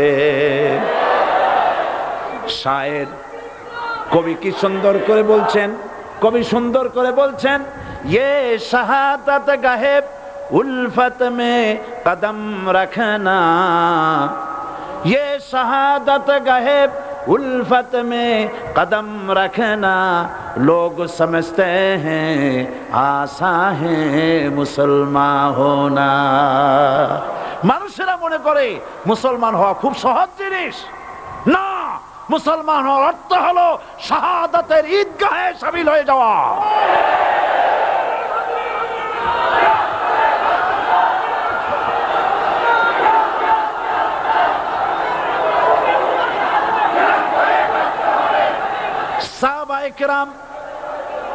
সাহাবায়ে কেরাম মার খেলেন, এবার স্বয়ং আল্লাহর নবীর গায়ে হাত তুলল। আবু জাহেল এসে হুজুরকে মারলেন, গলায় চাদর দিয়া এমন জোরে টান মেরেছে রাসূলুল্লাহ পড়ে গিয়েছেন। হাদিসে এসেছে হুজুরের চোখ মোবারক ঠিকরে পড়ে যেতেছে, চেহারা মোবারক লাল হয়ে গিয়েছে, জমিনের উপর আছাড় মেরে ফেলেছে। রাসূলের এই অবস্থা দেখে হযরতে হামজা তখনও কাফের ছিলেন, শিকার থেকে এসে তিনি এই দৃশ্য দেখলেন, দাসীর মুখে শুনলেন, ছুটে চলে গেলেন আবু জাহেলের বাড়িতে। যায় বলে, আবু জাহেল রে, তুই মুহাম্মদ সাল্লাল্লাহু আলাইহি ওয়াসাল্লাম মেরেছিস, বল কেন মারলি? এমন ভালো মানুষ তো জীবনে চোখে দেখি নাই, যিনি কোনো মিথ্যা কথা বলেন না, ভালো ভালো কথা বলেন, এক আল্লাহর গোলামি করার জন্য বলেন। এই সব ভালো কথা বলার জন্যই তুই তারে মারলি নাকি? আরে আবু জাহেল, তুই কি মনে করেছিস মুহাম্মদ সাল্লাল্লাহু আলাইহি ওয়াসাল্লাম তার পিতা আব্দুল্লাহ মারা গেছে বলে মুহাম্মদ সাল্লাল্লাহু আলাইহি ওয়াসাল্লাম এতিম হয়ে গেছে এই মনে করেছিস নাকি? জেনে রাখ, মুহাম্মদ সাল্লাল্লাহু আলাইহি ওয়াসাল্লামের পিতা আব্দুল্লাহ মারা গেছে, কিন্তু চাচা হামজা তো মরে যায় নাই। হাতের ধনুক দিয়া এমন জোরে আঘাত মারলেন, আবু জাহেলের মাথা ফেটে রক্ত ফিনকি দিয়ে বেরিয়ে এলো। হযরতে হামজা ঘরে ফিরে এসে রাসূল করিম সাল্লাল্লাহু আলাইহি ওয়াসাল্লামের মস্তক মোবারক কোলে উঠায় নিলেন আর বললেন, বাবা, তোমাকে মেরেছে বলে আমি আবু জাহেলের মাথাটা ফাটায় দিয়ে আসছি, তুমি খুশি হও। হুজুর বলছেন, চাচা, কার মাথা ফাটাইছো এইটা বলে আমারে খুশি করতে পারবা না। হযরতে হামজা বলেন, তুমি কি হলে খুশি হবে? হুজুর বলেন, হামজা চাচা গো, আমি খুশি হব যদি একটিবার চাচা তোমার মুখে শুনতে পাই ঈমানের কালেমা। হযরতে হামজা বলেন, মুহাম্মদ সাল্লাল্লাহু আলাইহি ওয়াসাল্লাম, আমি বুঝতে পেরেছি তুমি কোনো সাধারণ মানুষ নও। সাধারণ মানুষ হলে পরে তুমি প্রতিশোধে বিশ্বাসী হতে, খুশি হতে। প্রতিশোধে বিশ্বাসী হও নাই, তুমি অবশ্যই আল্লাহর নবী, কোনো সন্দেহ আমার নাই। তুমি সাক্ষী থাকো, আমি পড়ে নিলাম, লা ইলাহা ইল্লাল্লাহু মুহাম্মাদুর রাসূলুল্লাহ। জোরে পড়ো, লা ইলাহা ইল্লাল্লাহু মুহাম্মাদুর রাসূলুল্লাহ। ঘাবড়াবার কারণ নাই। এর অর্থ এই নাই যে আপনারা কালেমার দাওয়াত দিবেন আর রাষ্ট্রশক্তি আপনারে পিটাইতেই থাকবে, আপনার কোনদিন আপনার সুদিন ফিরে আসবে না। বিষয়টা কি এমন না। আমার আল্লাহর ওয়াদা শুনুন, ওয়ালা তাহিনু ওয়ালা তাহজানু ওয়া আনতুমুল আলাউনা ইন কুনতুম মুমিনিন। মুমিন যদি হও, আমি তোমাদেরকে বিজয় দান করব। সুবহানাল্লাহ বলেন। আজ যদি আমাদের উপরে বিপদ এসে থাকে, তাহলে তার একমাত্র কারণ পূর্ণাঙ্গ ঈমানের অভাব আমাদের মধ্যে রয়েছে, ঠিক কিনা? আজ পৃথিবীতে সব থেকে মার খায় কারা? চিল্লায় বলো। আলজেরিয়ায় কারা? বসনিয়ায় কারা? চেচনিয়ায় কারা? প্যালেস্টাইনে কারা? আহা, প্যালেস্টাইনের মুসলমানদেরকে মাইরে মাইরে শেষ করে দিল। দেখছেন ছবিতে না? দেখেন নাই? প্যালেস্টাইনের মুসলমানদের যে কে যখন মারা হচ্ছে, বাংলাদেশের প্রধানমন্ত্রী তখন আমেরিকায় ক্লিনটনের সঙ্গে কথা বলতেছেন। তিনি ক্লিনটনের কাছে তার পিতৃ হত্যার জন্য দায়ী সাজাপ্রাপ্ত 3 জন ব্যক্তিকে ফেরত চাচ্ছিলেন। আমার দৃষ্টিতে এটা কোনো অপরাধ নয়। সন্তান তার পিতার প্রতি আকর্ষণ থাকবেই। আমার আপত্তি সেখানে আপনি প্রধানমন্ত্রী শুধু শেখ পরিবারের প্রধানমন্ত্রী নন, শুধু আওয়ামী লীগের প্রধানমন্ত্রী হওয়া উচিত নয় আপনার। আপনি পৃথিবীর দ্বিতীয় বৃহত্তম বাংলাদেশের 12 কোটি মুসলমানের প্রধানমন্ত্রী।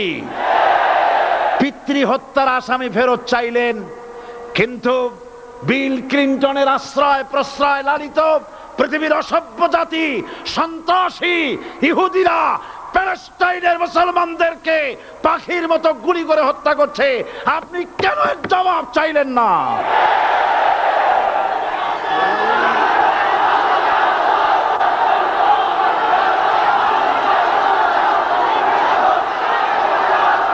জবাব জবাব আপনি চাইতে পারবেন না, কারণ মুনাফিকদের সাহস হয় না, সাহস হয় মুমিন ব্যক্তির। বিল ক্লিনটনকে বলা দরকার ছিল, এই ইসরায়েলকে তোমরাই বসিয়েছো, মধ্যপ্রাচ্যের বিষ ফোড়ায় পরিণত করেছো তোমরা। তবে হ্যাঁ, যুরিবাত আলাইহিমুজ যিল্লাতু ওয়াল মাসকানা ওয়া বাউ বিগাদাবিন মিনাল্লাহ। আল্লাহর গজব আসবে, ইহুদিরা পৃথিবী থেকে নিশ্চিহ্ন হবেই হবে ইনশাআল্লাহ। দেখেছেন তাকায়া প্যালেস্টাইনে ইসরায়েলিরা হেলিকপ্টার, গানশিপ, কামান, বোমা নিক্ষেপ করছে, আর প্যালেস্টাইনের শিশু কিশোর যুবকেরা ইহুদিদের নিক্ষিপ্ত বোমা আর কামানের মোকাবেলা করতেছে পাথর দিয়ে। আমি আমার অন্তরের অন্তঃস্থল থেকে ধন্যবাদ জানাই, মোবারকবাদ জানাই খালিদ বিন ওলীদের উত্তরসূরি, খাব্বাব খোবাইবের উত্তরসূরি প্যালেস্টাইনের ওই সব যুবকদেরকে যারা কাফের বেঈমান ইহুদিদের মোকাবেলা করতেছে ইট আর পাথর দিয়ে। আর আমি আমার অন্তরের অন্তঃস্থলের সমস্ত ঘৃণা দিয়ে আমি ধিক্কার জানাই পৃথিবীর মুসলিম শাসকদেরকে, যারা মুসলমানদের মার দেখে চুপ করে যারা বসে আছে।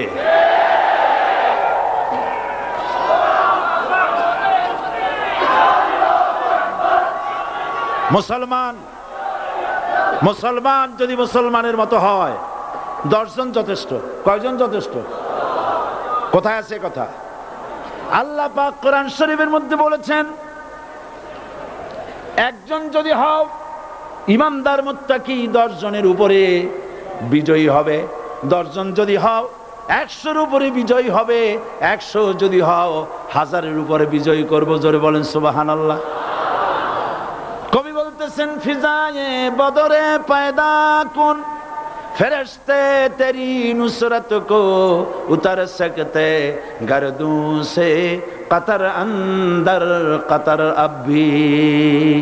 বদরের মুসলমানদের মতো ঈমান আনো, তাহলে আকাশ থেকে কাতারে কাতারে ফেরেশতা নাজিল করে দিয়ে আল্লাহ পাক তোমাদেরকে সাহায্য করবেন। সুবহানাল্লাহ। সে আল্লাহ আছে না নাই? জোরে বলেন, আছে না নাই?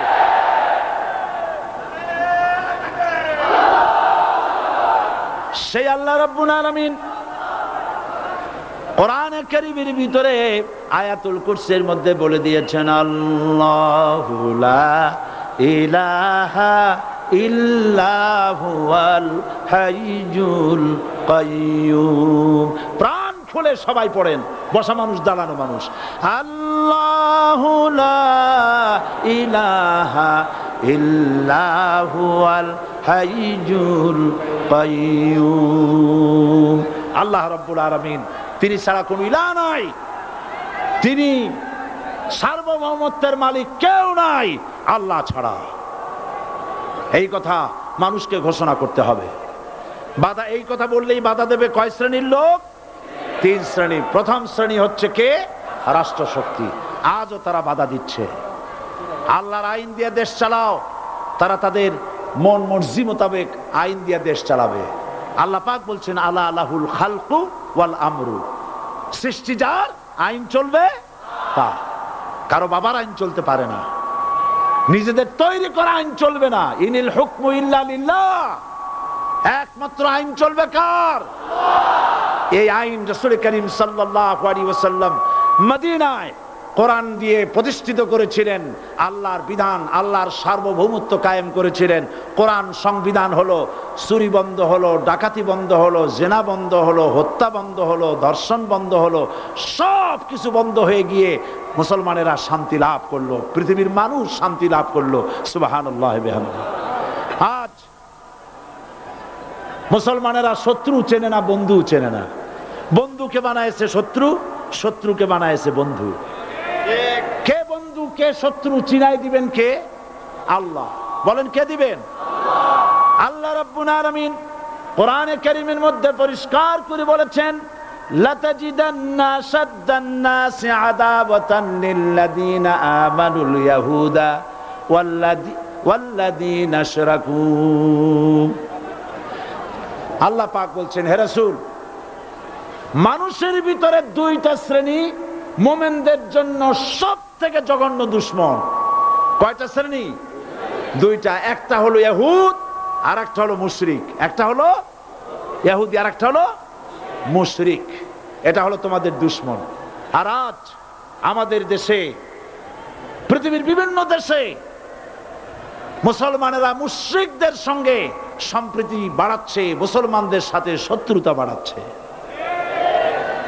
আজ আমার দেশে পূজা পার্বণে বাধা নাই।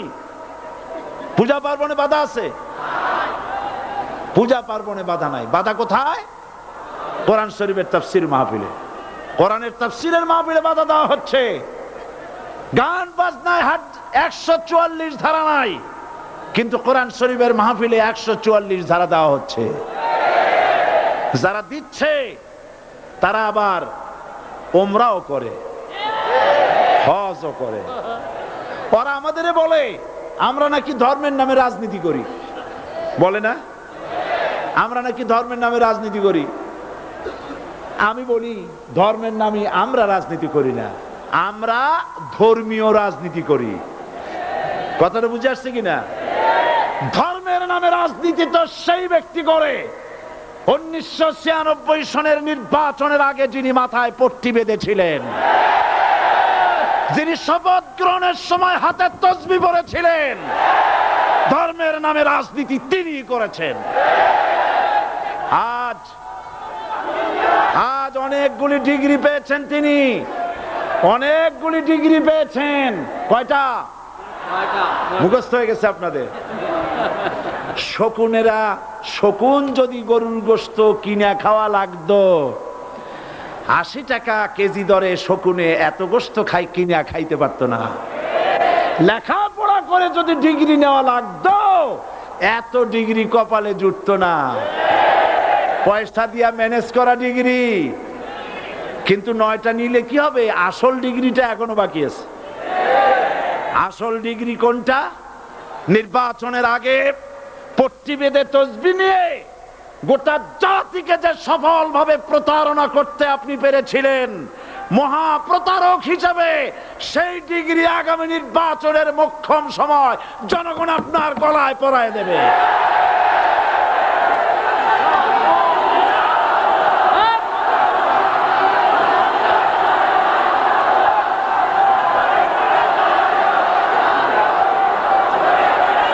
সুতরাং ধর্মের নামে রাজনীতি নয়, আমরা ধর্মীয় রাজনীতি করি।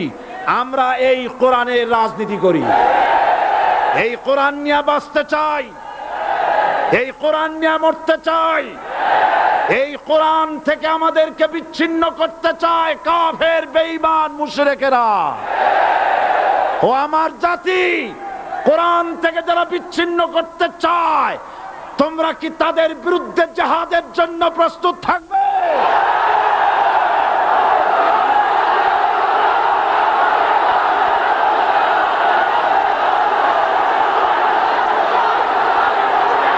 বসেন, বসেন, বসেন,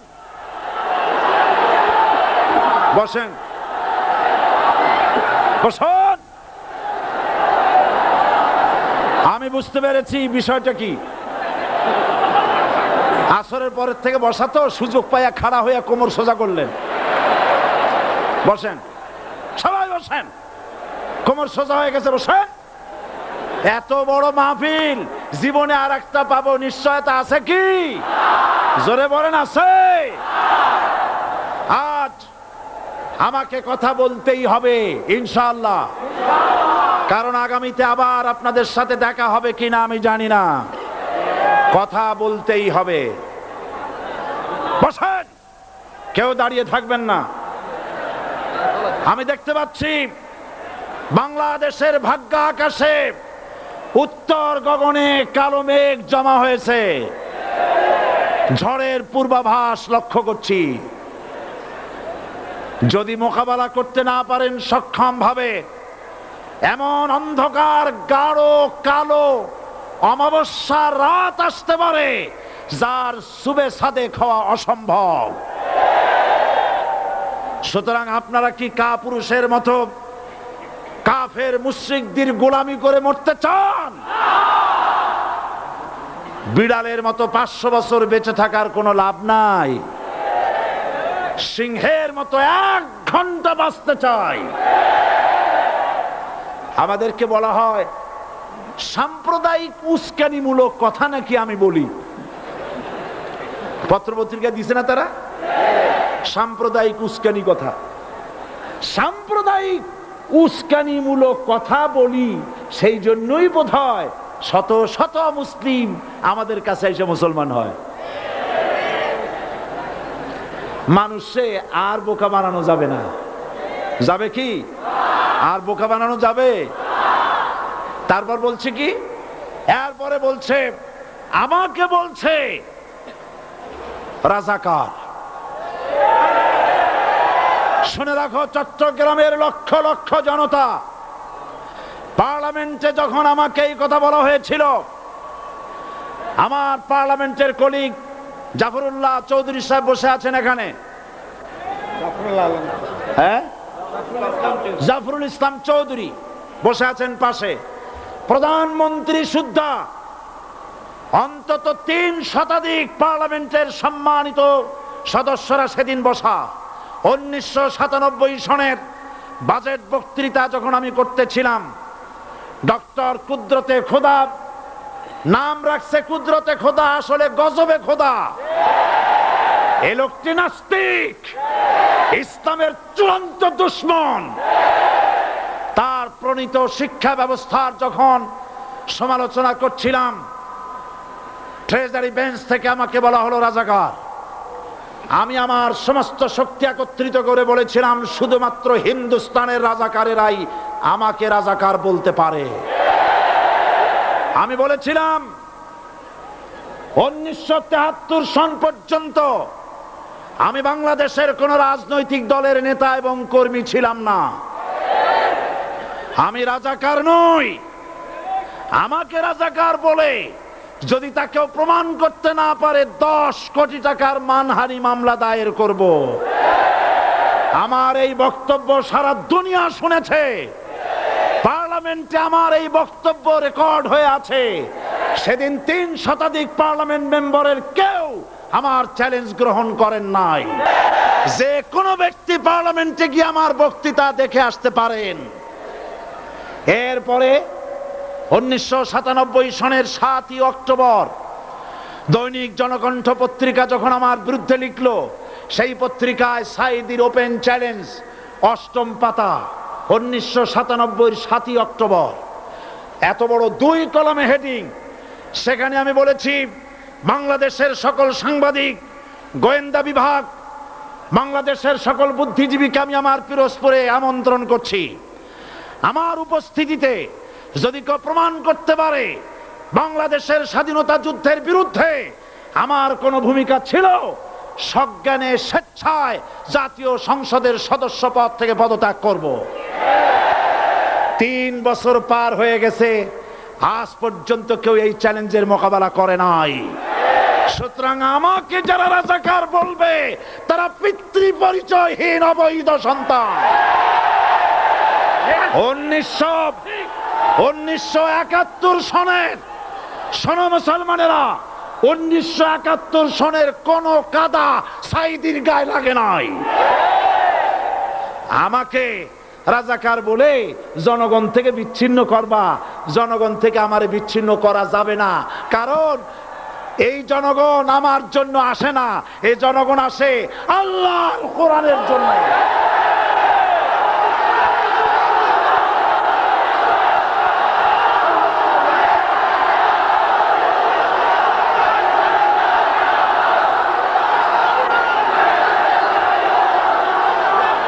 আজকে আর যারা ইসলামের কথা বলে, যারা ইসলামের কথা বলে তারাই রাজাকার, তারাই মৌলবাদী। মৌলবাদী বললে আমরা অসন্তুষ্ট হই না, কারণ মৌলবাদী শব্দটা আসছে মূল থেকে। মৌল শব্দ এসেছে মূল থেকে। মূলবাদী তার মানে যারা মূলে আছে। মূল হলো কোরআন, মূল হলো হাদিস, মূল হলেন আল্লাহ, মূল হলেন আল্লাহ রসুল। আমরা আছি মূলে। এখন বলেন তো মূলের শক্তি বেশি না আগার শক্তি বেশি? আমাদের যারা মৌলবাদী বলে ওরা হলো আগাবাদী। মূলে আছে কত কোটি? 12 কোটি। মূলে আছে কত কোটি? আর আমাদের যারা মৌলবাদী বলে ওই থাকো গাছের আগায়, আমরা মূলে। লাভালাভি বেশি করবা না, 12 কোটিতে গাছের গোড়া আসতে নানা দেবে, মামু বাড়ি দিল্লি গিয়ে পড়বা, বাংলার জমিনে জায়গা হবে না। এ কথা বিশ্বাস করো। বাংলাদেশের মুসলমানদের শরীরে এক বিন্দু রক্ত থাকতে শয়তানের তৈরি করা ধর্ম নিরপেক্ষ মতবাদ বাংলার জমিনে কায়েম হতে দেওয়া হবে না, হবে না।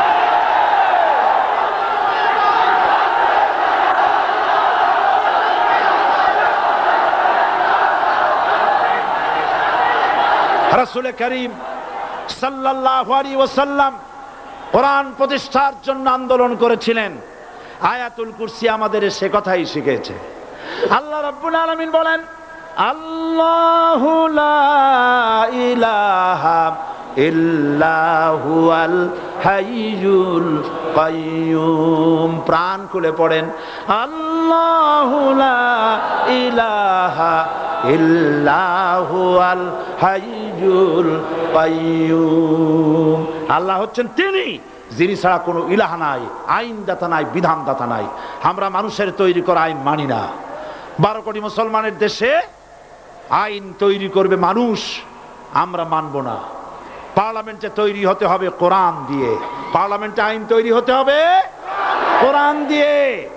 সুতরাং ভয় যতই পান আর যতই ষড়যন্ত্র করেন, 4 দল যখন একত্রিত হয়েছে, ঐক্যবদ্ধ থাকবে, সরকার ঐক্যবদ্ধভাবে গঠন হবে, নির্বাচন ঐক্যবদ্ধভাবে হবে এবং কোরআন হবে, আল কোরআনের পার্লামেন্ট হবে বাংলাদেশে।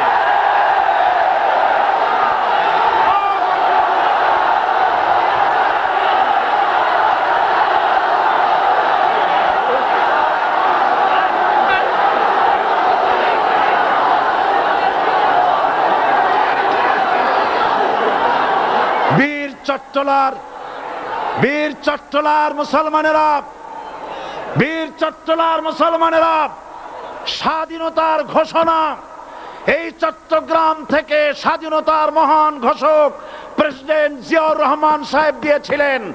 এই চট্টগ্রাম থেকেই ইসলামী রাষ্ট্রের ঘোষণা হবে।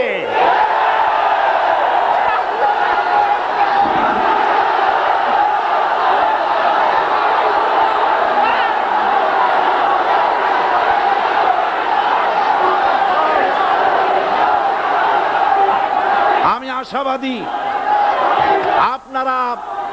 আপনারা অবশ্যই তা পারবেন। আমি 100% বিশ্বাস করি ইনশাআল্লাহ। কারণ যে ষড়যন্ত্রের মোকাবেলা করে স্থানীয় রাজনৈতিক দলের নেতৃবৃন্দ কোরআনের মাহফিল সিনায় এনেছেন, আমি প্রথম দিনই বলেছি চট্টগ্রাম তাফসিরুল কোরআন মাহফিল কোন রাজনৈতিক দলের প্রতিনিধিত্ব করে না। এটা কোন জামাত শিবিরের একক সম্পদ নয়, এটা চট্টগ্রামের মুসলমানদের কলিজার টুকরা তাফসিরের মাহফিল। সুতরাং এই মাহফিল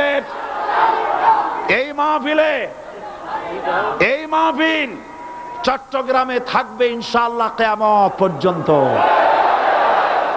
144 ধারা 288 হয়ে গেছে, ষড়যন্ত্র পায় পায় চলে গেছে। আমি ওই সব ছেলেদের বলি, সরকারি দলের ছাত্র হইয়া মুসলমানদের বিপক্ষে যাইও না। এদেশের ভাগ হয়ে গেছে দুটো শিবির, বোঝাই যাচ্ছে। একদিকে ভারতের পা চাটা গোলাম নাস্তিক মোরতাদ শ্রেণীর বুদ্ধিজীবী এবং তাদের মদতপুষ্ট সরকার, আর একদিকে ইসলামী শক্তি, ইসলামী দল আর দেশ প্রেমিক জাতীয়তাবাদী শক্তি। একদিকে হিমালয় পাহাড় আর একদিকে সূচ ইঁদুর। আল্লাহ বিজয় দেবে মুসলমানদের। কাদের বিজয় হবে? বাংলাদেশে কোরআনের রাজ কায়েম হোক, তাকে আপনারা চান? কারা কারা চান দু হাত উঁচু করে দেখান। দাঁড়াবেন না, দাঁড়াবেন না।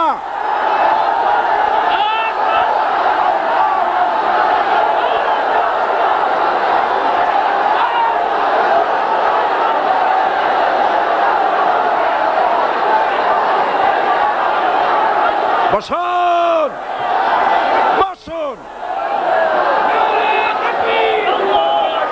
আবার বসেন, বসুন। জোরে সরে জিকির করেন লা ইলাহা ইল্লাল্লাহ, আরো জোরে লা ইলাহা ইল্লাল্লাহ, লা ইলাহা ইল্লাল্লাহ,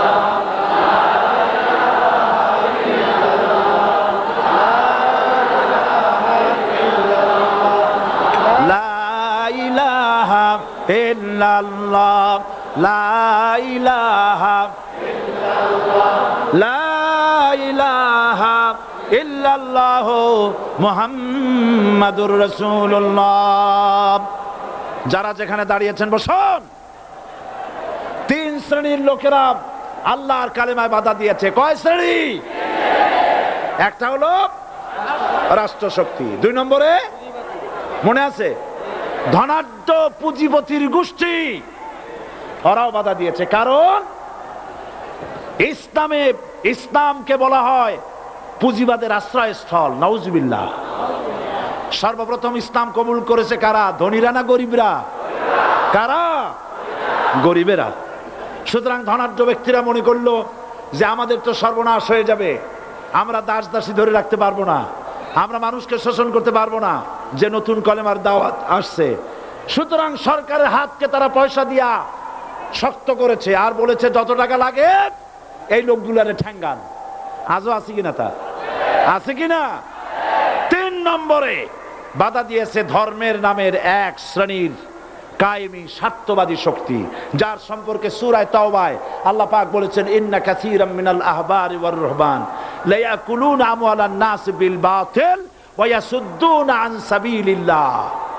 ইহুদি আহলে কিতাবদের মধ্যে এক শ্রেণীর বুজুর্গ ধরনের লোক, দরবেশ জাতীয় লোক, যারা নাকি মানুষের সম্পদকে বাতিল পন্থায় ভক্ষণ করে, ওয়ায়াসুদ্দুনা আন সাবিলিল্লাহ, এবং আল্লাহর রাস্তায় চলার জন্য মানুষকে বাধা প্রদান করে।